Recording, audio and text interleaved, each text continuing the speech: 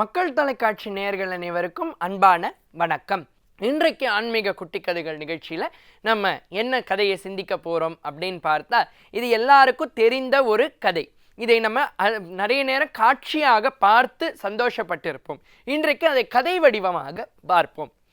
பெருமான் ஆணவத்தை அடக்கக்கூடியதில் சிவபெருமானுக்கு நிகர் சிவபெருமான் தான். அதை எந்த நேரத்திலும் எந்த ரூபத்திலும் அவர் செய்வார்.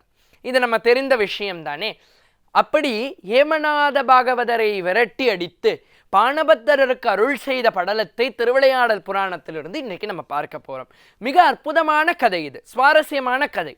நீங்கள் பார்த்தீங்கன்னா ஹேமநாத பாகவதர் அப்படின்னு ஒருத்தர் இருந்தார். எல்லா இடங்களிலும் அவருடைய பாடல் வென்றது. நீங்கள் பார்த்தீர்கள்னா இந்த பாடலை இந்த திரைப்படத்தில் வைக்கிறதுக்கே ஒரு கதை இருந்தது. என்னன்னு கேட்டிங்கன்னா, கண்ணதாசன் தான் இந்த பாட்டு எழுதுகிறார். இந்த படத்துக்கு கேவி மகாதேவன் ஐயா அவர்கள் இசையமைக்கிறார். கேட்குறார், இந்த மாதிரி கண்ணதாசா என்ன பாட்டு எழுதிட்டியான்னு கேட்குறார். ஹேமநாத பாகவதர் பாடக்கூடியதாக அமைந்த அந்த காட்சி கண்ணதாசனுக்கு புரியவே இல்லை. பாட்டு என்ன எழுதுறதுனே தெரியல, பாடு பொருளே கிடைக்கல. கேவி மகாதேவன் ஐயா கேட்குறாராம், என்ன கண்ணதாசா இன்னைக்கு ஒரு நாள் போதுமா இல்லை இன்னொரு நாள் வேணுமான்னு கேட்டாராம். ஒரு நிமிஷம் இருங்க, பாட்டோட வரேன்னு சொல்லி உள்ளே போய் விறுவிறுவிறுன்னு ஒரு நாள் போதுமா, இன்றொரு நாள் போதுமா, நான் பாட இன்றொரு நாள் போதுமா என்று அந்த பாடலை பாடி கொண்டு வந்தார்.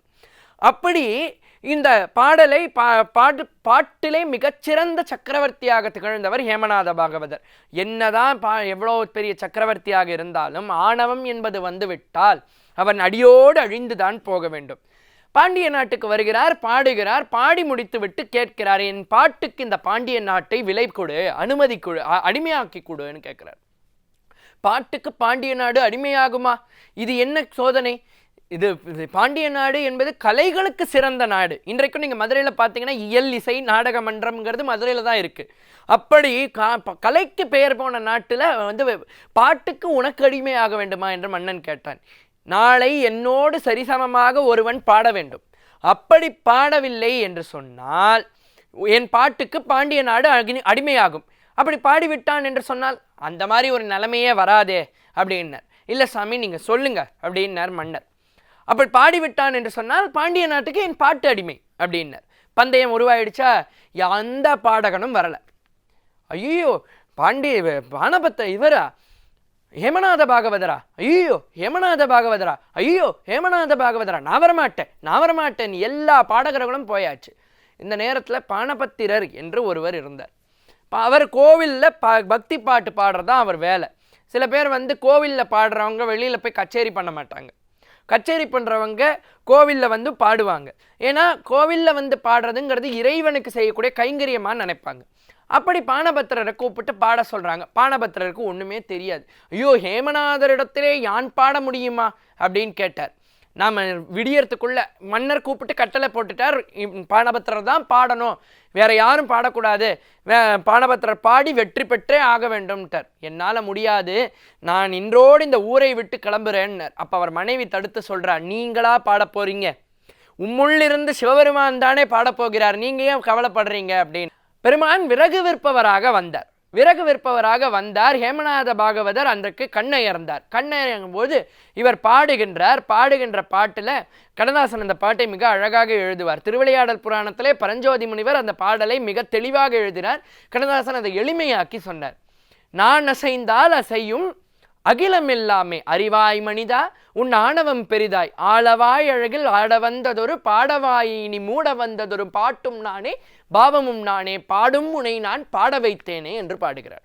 அப்படி பாடின உடனே ஹேமநாத பாகவதர் பார்க்கிறார், இப்படி ஒரு பாடலா பாடுகிறார்கள், இப்படி ஒரு பாட்டா அப்படின்னு கேட்டு, யாரு நீங்க சாமி அப்படின்னு. நானா சாமி, இங்க விறகு வைக்கிறவன் அப்படின்னு. சரி, இந்த சங்கீத ஞானம் உனக்கு எப்படி? இது சங்கீதமா? நான் என்னமோ எங்கள் அம்மா சொல்லி கொடுத்த பாட்டு கத்திக்கிட்டு கிடந்தேன் அப்படின்னார். இது கத்திக்கிட்டு இருந்தியா? இது எவ்வளவு பெரிய சங்கீதம் தெரியுமா? இதை யாரிடத்திலிருந்து கற்றுக்கொண்டாய்? இங்கே பாணபத்திரர்னு ஒரு சாமியார் இருக்கார். யார்கிட்டையும் சொல்லாதீங்க. இந்த பாணபத்திரர்கிட்ட நான் சின்ன பிள்ளையா இருக்க சொல்ல எங்கள் அம்மா என்னை கூட்டின்னு போச்சு. பாணபத்திரர் பார்த்தார், உனக்கு இன்னும் பாட்டே வராதுப்பா அப்படின்னு சொல்லி அனுப்பிவிட்டார். பாணபத்திரரிடத்திலே பாட்டு வராதுன்னு சொல்லி அனுப்பப்பட்ட ஒருவனே இவ்வளவு சங்கீதம் பாடுவான் என்று சொன்னால் பாணபத்திரர் எவ்வளவு சங்கீதம் பாடுவார்னு ஏமநாதர் பயந்தார், ஓடியே போயிட்டார். பெருமான் பார்த்தார், அந்த இடத்துல அவரும் மறைந்து விட்டார். அடுத்த நாள் காலை நடந்ததெல்லாம் பாணபத்திரருக்கு தெரிய வந்தது. பெருமான் நம்மிடத்திலே எவ்வளவு கருணை செய்திருக்கிறார் என்று குடும்பத்தோடு சேர்ந்து இறைவனை வழிபட்டார்.